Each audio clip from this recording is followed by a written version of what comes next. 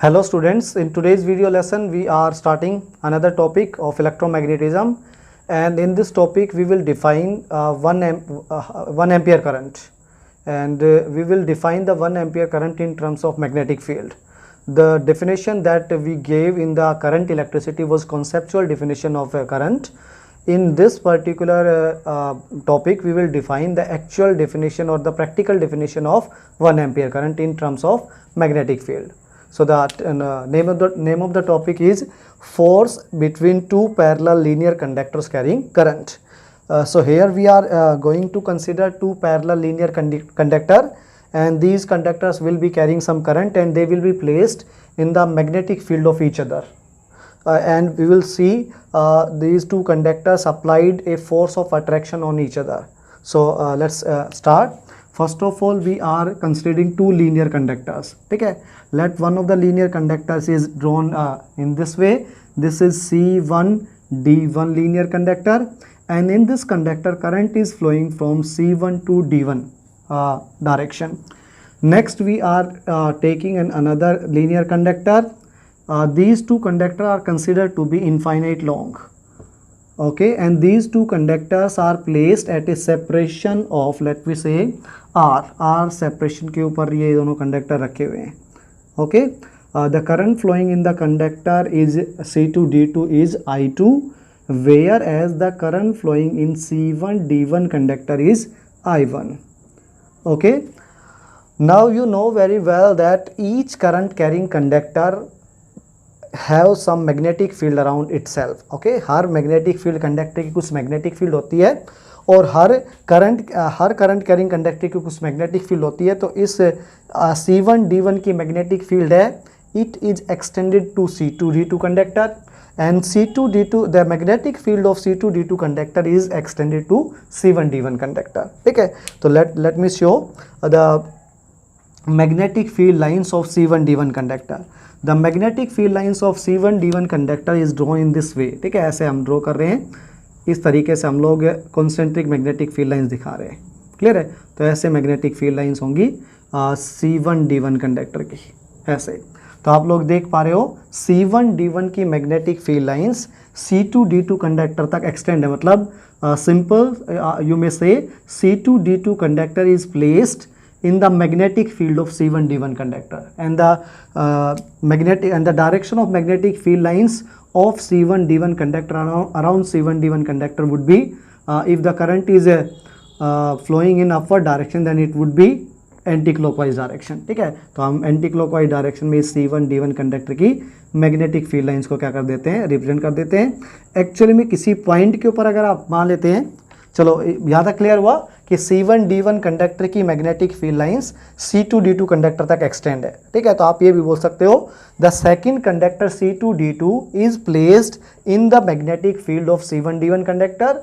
Similarly मैं दिखाऊंगा नहीं यहाँ पे, लेकिन आप कंसिडर कर लेना C1 D1 conductor is also placed in the magnetic field lines of C2 D2 conductor. Okay, now we will find out the force exerted on C2 D2 conductor. ये आपके पास C2 D2 कंडक्टर, ये D2 है, यहाँ पे गलती से यहाँ पे C2 लिखा गया, ये D2 कंडक्टर है. ठीक है, तो अब आपको निकालना क्या है कि C2 D2 कंडक्टर के ऊपर कितना फोर्स एक्सपीरियंस होता है. उस फोर्स को हम लोग क्या करेंगे, फाइंड आउट करेंगे. ठीक है, कैसे फाइंड आउट करते हैं, देखो.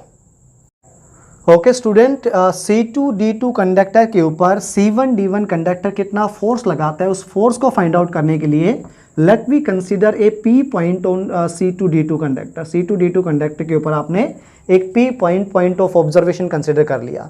ठीक है, और इस P पॉइंट के ऊपर हम लोग निकालेंगे सबसे पहले the magnetic field at P point due to C1 D1 conductor at a distance of R distance के ऊपर. ठीक है, तो सबसे पहले हम निकाल रहे हैं यहाँ पे magnetic field induction at P point due to current in the C1 D1 conductor. ठीक है, करंट C1 D1 कंडक्टर के वजह से मैग्नेटिक फील्ड लगा लेंगे P पॉइंट पे, और P पॉइंट हमने C2 D2 कंडक्टर पे दे रखा है. ठीक है, क्या है, सिंपल सी बात है, C1 D1 एक infinite long current carrying conductor है, और उसकी वजह से मैग्नेटिक फील्ड इंडक्शन का फॉर्मूला हमने पढ़ रखा है, म्यू नॉट ओवर 4 पाई आता है. ठीक है, into 2I1 is the current flowing in C1 D1 conductor, divided by आ जाता है perpendicular distance between the two conductor that is taken as R. ये परपेंडिकुलर डिस्टेंस हो गई आपके पास आर के बराबर। तो पी पॉइंट के ऊपर magnetic field induction C2D2 wire के ऊपर C1D1 वायर की वजह से ये आ गया।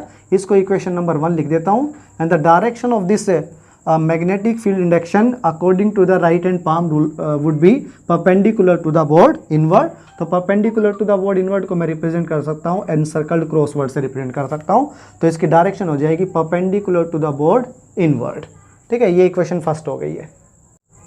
ओके स्टूडेंट, तो ये फर्स्ट आपकी इक्वेशन आ गई magnetic field induction at P point due to C1D1 conductor. Okay, अब ये C1D1 कंडक्टर की मैग्नेटिक फील्ड पी पॉइंट पे आई है perpendicular to the board inward. ठीक है, अब हम क्या निकालते हैं, इस C1D1 कंडक्टर की एक यूनिट लेंथ ले लेते हैं। मान लेते हैं यूनिट लेंथ तो क्या है, यहाँ से यहाँ तक की एक लेंथ कंसीडर कर लेते हैं हम लोग C1D1 कंडक्टर की।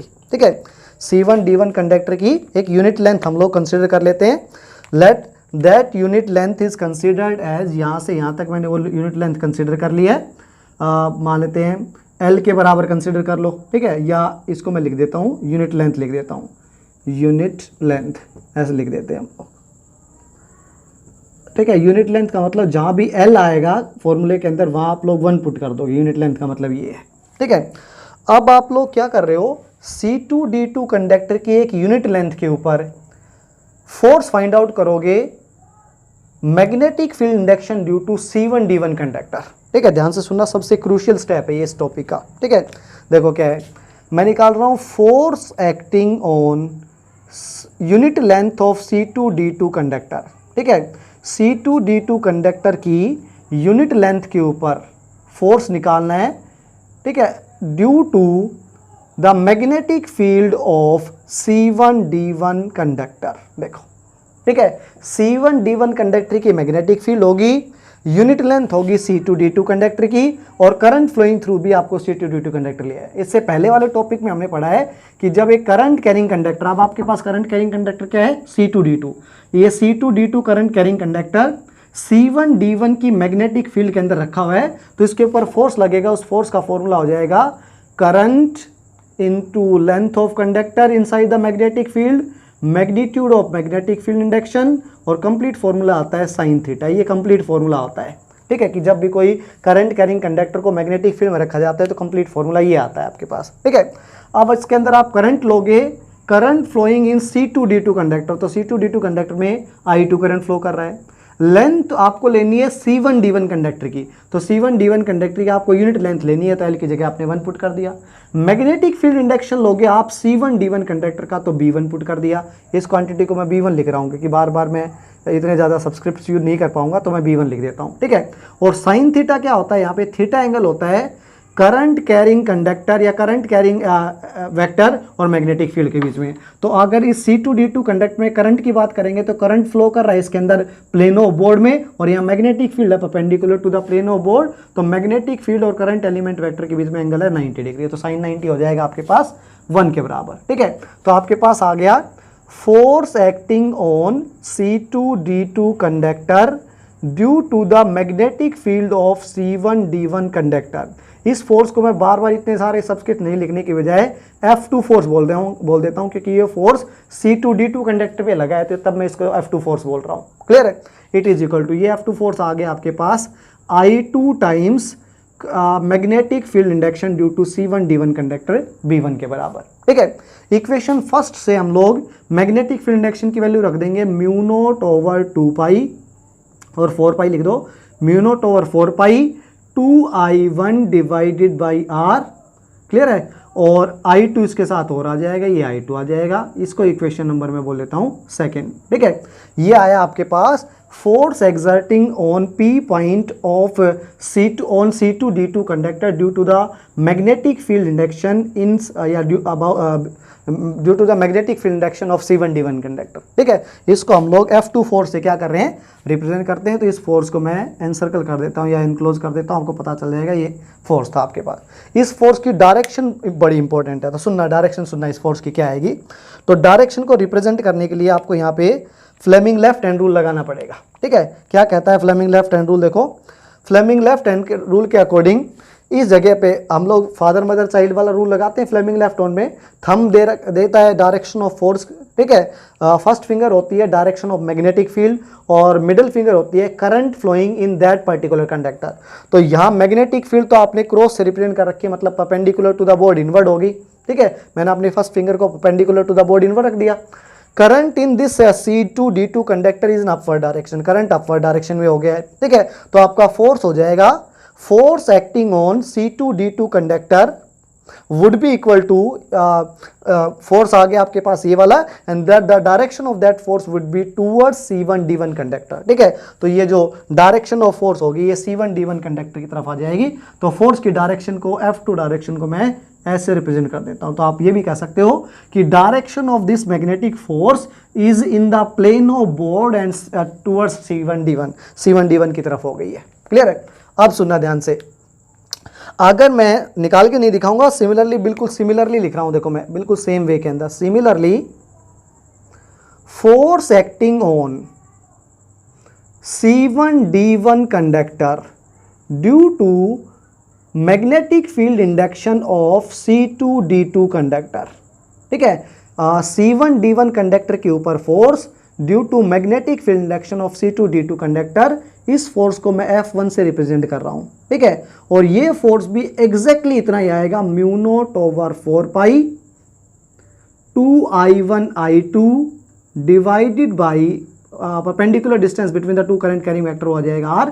ये इक्वेशन नंबर आपकी आ गई third, and equation third exactly resembles with second equation, ये एग्जैक्टली सेम है, ठीक है। इस फोर्स की डायरेक्शन, ठीक है, इस फोर्स की डायरेक्शन तो हो गई आपके पास, लिख सकते हो towards C1D1, towards C1D1 wire, ठीक है, इस फोर्स की डायरेक्शन।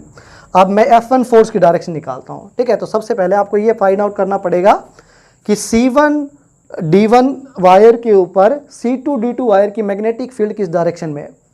तो C2D2 वायर में करंट फ्लो कर रहा है अपवर्ड डायरेक्शन के अंदर, और यहाँ आप C1D1 वायर के ऊपर कोई P पॉइंट ले लेते हैं। तो ये मैंने P पॉइंट ले लिया C1D1 वायर के ऊपर। मैं थोड़ा साफ कर देता हूँ, आपको समझ में आ जाएगा। देखो ये यहाँ से मैंने हटा दिया है, क्लियर है। थोड़ा और अच्छे से दिखा देते हैं, मैं इसको हटा के यहाँ कंप्लीट एक वायर नहीं बना देता हूँ। ये C1D1 वायर आपकी का हो गई, इसमें करंट फ्लो कर रहा है I1, इसी के अराउंड आपने एक P पॉइंट ले लिया। पहले तो ये बताओ, इस P पॉइंट के ऊपर C2D2 वायर में करंट जो फ्लो कर रहा है उसकी वजह से मैग्नेटिक फील्ड इंडक्शन क्या आएगा, तो सुनना ध्यान से, ठीक है। करंट इस वायर में फ्लो कर रहा है अपवर्ड डायरेक्शन में, आपका पॉइंट ऑफ ऑब्जर्वेशन है लेफ्ट डायरेक्शन के अंदर, ठीक है। और आप दी फिंगर्स को कर्ल कर दोगे तो यहाँ C2D2 वायर में करंट की वजह से C1D1 वायर के P पॉइंट के ऊपर मैग्नेटिक फील्ड इंडक्शन की डायरेक्शन आएगी perpendicular to the board outward. तो यहाँ मैंने एनसर्कल्ड डॉट लगा दिया है, ठीक है। तो यहाँ मैग्नेटिक फील्ड होगी perpendicular to the board outward. अब देखो इस फोर्स की डायरेक्शन कैसे निकालते हैं, डायरेक्शन ऑफ फोर्स वही आपको फ्लेमिंग लेफ्ट हैंड रूल से, लेफ्ट हैंड रूल से कैसे बताएंगे। देखो यहाँ डायरेक्शन ऑफ मैग्नेटिक फील्ड, ये मैग्नेटिक फील्ड किसकी है, यहाँ मैग्नेटिक फील्ड होगी C2D2 वायर की। तो ये है, ये magnetic field induction due to C2D2 wire है, और उसकी डायरेक्शन है perpendicular to the board outward.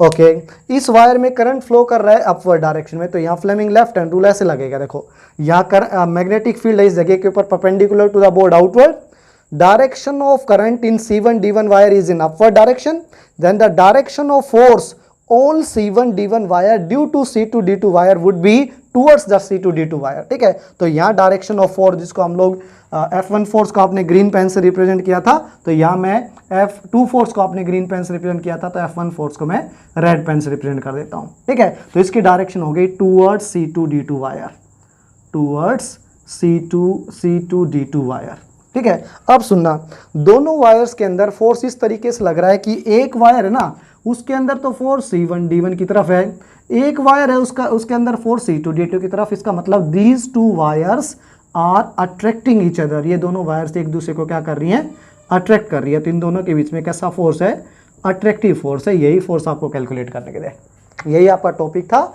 Topic क्या था, force acting, force between two parallel linear conductors carrying current. तो when current is flowing in two parallel linear conductor, then these two wires will attract each other एक दूसरे के ऊपर attractive force लगाएंगी, उस attractive force का magnitude कितना होगा, तो वो मैग्नीट्यूड मैंने यहाँ पे फाइंड आउट करके दिखा दिया है।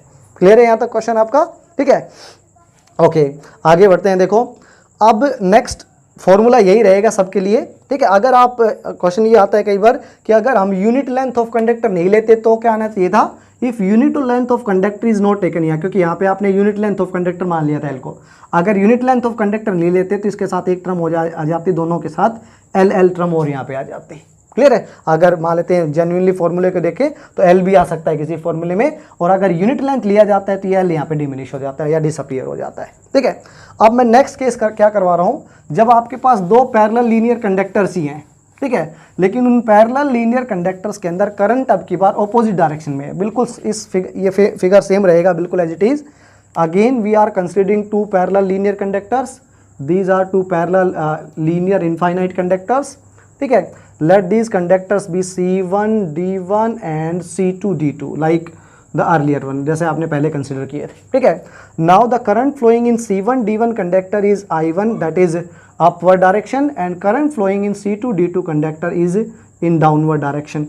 ठीक है, अब पहले इस I1 कंडक्टर का, इस I1 करंट का मैग्नेटिक फील्ड इंडक्शन अगर आप यहाँ निकालते हो इस P पॉइंट पे, तो मैग्नेटिक फील्ड इंडक्शन पहले जैसा ही आता है, परपेंडिकुलर टू द बोर्ड, ऐसे ही आता है। ठीक है, लेकिन अब की बात डायरेक्शन ऑफ, देखो मैग्नीट्यूड ऑफ फोर्स वही रहेगा, फोर्स की वैल्यू वही रहेगी, F1 और F2 की वैल्यू, मतलब जो मैग्नीट्यूड ऑफ फोर्स है वो एज इट इज रहेगा mu naught over 4 pi 2I1 I2 divided by perpendicular distance R, और लेंथ ऑफ कंडक्टर अगर यूनिटी नहीं लिखते तो एज इट इज रहेगा, लेकिन डायरेक्शन ऑफ फोर्स रिवर्स हो जाएगी।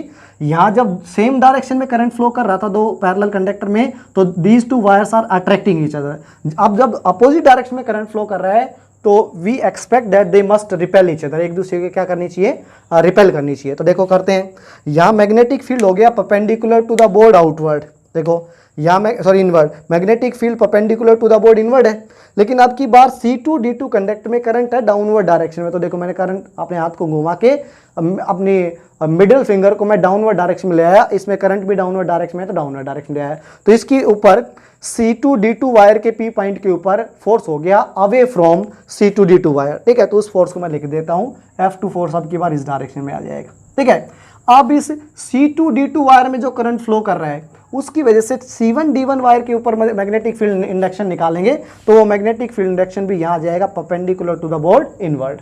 ठीक है, इनवर्ड ही आएगा। उस मैग्नेटिक फील्ड इंडक्शन के अकॉर्डिंग C1 D1 वायर के ऊपर फोर्स की डायरेक्शन निकालेंगे तो वो भी हो जाएगी, देख पा रहे हो आप लोग, C1 D1 वायर के ऊपर भी perpendicular to the board inward magnetic field है, करंट अपवर्ड डायरेक्शन में फ्लो कर रहा है C1 D1 वायर में, तो current magnetic force acting on the C1 D1 wire would be away from C1 D1। ठीक है, तो अब की बार आपका F1 फोर्स इधर हो जाएगा इससे दूर। अब दोनों वायर में फोर्स है ना, इस वायर का फोर्स इसके ऊपर दूर की तरफ लग रहा है, इस वायर का फोर्स इसके ऊपर। Now these two wires are repelling each other, एक दूसरे को क्या कर रही है, रिपेल कर रही है, तो अब इनके बीच में फोर्स हो जाएगा वो रिपल्सिव फोर्स होगा। ठीक है, तो बड़ी सिंपल है। कंक्लूजन ड्रॉ करें तो हम लोग, when current flows in two linear parallel conductors is in same direction, then these two wires attract each other, and when the same magnitude of current flowing through the two parallel linear conductors in opposite direction, in that case these two wires repel each other. ठीक है, on the same basis we are going to define 1 ampere current in terms of magnetic field, magnetic field के terms में हम 1 ampere current को define कर रहे हैं। देखो, ठीक है, देखो कैसे define करते हैं। तो नेक्स्ट है आपके पास, हमने पढ़ा क्या है, हमने पढ़ा है force between two parallel linear conductors carrying current is equal to mu naught over 4 pi 2I1 I2 divided by perpendicular distance between the two linear conductors, R आ गया। क्लियर है, और अगर आप कंप्लीट लिखते हो तो let L be the length of conductor, L ले लिया आपने। ठीक है, अब कैसे डिफाइन करेंगे हम लोग इन दोनों के बीच में, तो डायग्राम बना देते हैं, वैसे ही एक छोटा सा रिप्रेजेंटेशन ले लेते हैं। दो आपके पास करंट कैरिंग वायर है, लेट उन दो करंट कैरिंग वायर्स में करंट सेम डायरेक्शन में फ्लो कर रहा है, let the current flowing through these two wires is of 1 ampere, 1 ampere current flow कर रहा है दोनों वायर्स के अंदर। क्लियर है? Okay, these two wires are placed at a separation of 1 metre, एक 1 मीटर की डिस्टेंस के ऊपर रखे हुए हैं, ठीक है। Then the force exerted between the two wires would be given by F is equal to mu naught और 4 पाई की वैल्यू हो जाएगी 10⁻⁻7 इंटू 2 एज इट इज हो जाएगा इंटू I1 I2 की वैल्यू क्या हो जाएगी, I1 मतलब current flowing in first wire, I2 मतलब current flowing in second wire, 1 ampere है, डिवाइडेड बाय R है perpendicular distance between the two wires, it is again 1 metre के बराबर है, और लेंथ ऑफ कंडक्टर भी आपने 1 यूनिट लेंथ ले रखी है। तो उस केस के अंदर force between two conductors, force between two linear parallel conductors would be equal to, वो फोर्स आ गया आपके पास 2 × 10⁻⁻7 न्यूटन।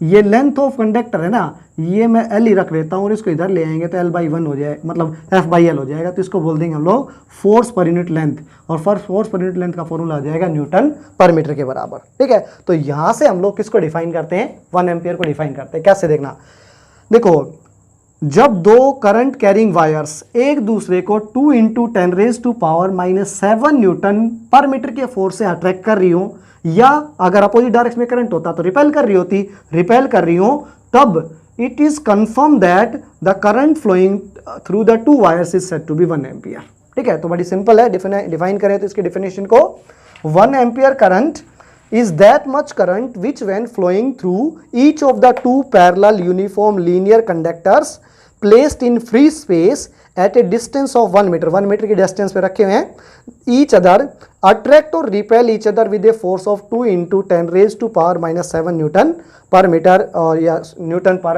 लेंथ, ठीक है, न्यूटन पर मीटर ही बोल दो, ये ज़्यादा बेटर है। तो बड़ी सिंपल है। आज के बाद 1 एम्पियर करंट को कैसे डिफाइन करना है आपको, कि दो पैरेलल लीनियर कंडक्टर एक दूसरे को अट्रैक्ट करें या रिपेल करें 2 × 10⁻7 न्यूटन पर मीटर के फोर्स से, जब वो एक दूसरे से 1 मीटर की डिस्टेंस के ऊपर रखे हुए हो, तो उन दोनों वायर से फ्लो करने वाला करंट 1 एम्पियर का कहलाएगा। दिस इज द डेफिनेशन और the practical definition of current in terms of magnetic field. तो यहां तक पढ़ लेना, टॉपिक यही था। Thank you very much.